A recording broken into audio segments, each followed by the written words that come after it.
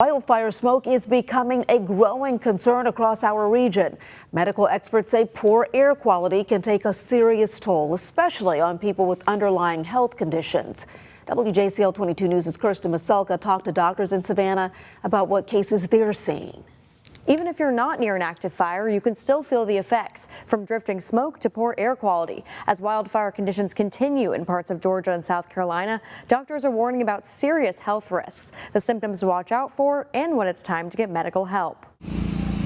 As wildfires continue burning across South Georgia, Savannah hospitals say they're already seeing the effects. We are seeing an increase in people coming to the emergency room short of breath. Wednesday, the South Carolina Department of Environmental Services issued an air quality alert for dozens of counties due to the ongoing wildfires. In Georgia, the Environmental Protection Agency is reporting reduced air quality across most of the state. Doctors say that means even people far from the flames could still be at risk. If you're in an area that the wind is blowing the smoke to you, usually you can smell the smoke, you can see the smoke in the air. Those are the days when I generally recommend against a lot of outdoor activity. Dr. Timothy Connolly, an internal medicine physician at Memorial Health, says shortness of breath is one of the biggest warning signs. If you find yourself with difficulty breathing or shortness of breath, it's very important that you seek healthcare attention right away, because you don't want to wait until you can't breathe and you're hypoxic, because when you're hypoxic, meaning that you're lacking oxygen for a prolonged amount of time, that can cause permanent damage. He says there are also other less obvious symptoms to watch out for. You can have tearing in your eyes, you can have a chest discomfort. Sometimes people get a feeling of intense anxiety as they're breathing in the smoke. If you have somebody wheezing all of a sudden